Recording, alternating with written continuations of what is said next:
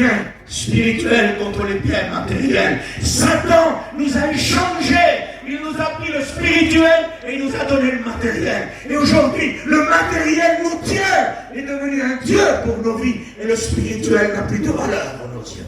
Et nous avons vraiment besoin que le spirituel revienne. Parce que c'est le seul moyen de s'en sortir. C'est de revenir à la prière. Vous savez pourquoi? Parce qu'il y a une révélation que Jésus a faite par rapport au royaume de Satan et que Satan a écouté. Et parce qu'il l'a écouté, il a agi. Et Dieu ne se laissait pas tromper parce que Dieu savait qu'il fallait qu'il l'écoute pour qu'il prépare des combats que lui va battre. Parce que quand Jésus abat l'ennemi, sa gloire est levée. Je servirai de Pharaon pour faire éclater ma gloire. Et Dieu se sert de l'ennemi pour faire éclater sa gloire. Pour montrer qu'en vérité l'ennemi n'a aucune puissance. Est-ce que vous comprenez ça? Est-ce que vous comprenez ça? Jésus a dit, à un moment donné, les disciples allaient presque à la fin, prenez patience.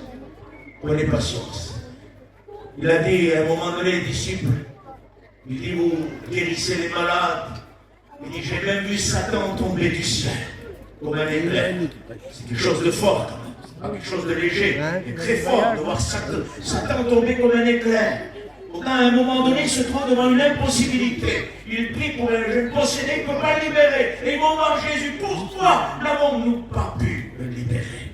Et Jésus va révéler quelque chose que Satan a écouté. Il dit, écoute-moi, écoutez-moi, gens de peu de foi, par le jeûne et par la prière. Et j'aimerais que vous soyez vraiment attentifs, s'il vous plaît, maintenant. C'est là, à ce moment même, que va être décisif pour vous la parole de Dieu.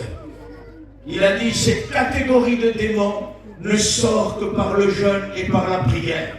Alors laissez-moi vous dire que c'est aujourd'hui, si tu n'as pas de prière, tu n'as pas de jeûne, tu peux chasser un démon avec des paroles d'avocat, tu peux avoir un langage de maître, tu peux faire ce que tu veux. S'il n'y a pas le jeûne et la prière devant cette catégorie de démons, elle ne bougera pas, ni dans ses influences, ni dans ses possessions. Et pas la peine d'appeler un tel, et de mettre des noms. Parce qu'aujourd'hui, on dirait qu'il y a un 6e ministère. Pardonnez-moi.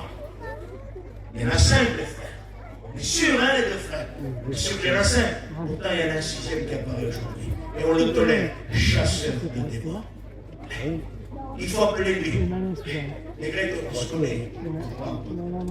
Je vais appeler Négrete. Parce que Négrete, lui, il est bon pour ça. Non. Tous les ministères authentiques de Dieu ont reçu la puissance et l'autorité de chasser les démons.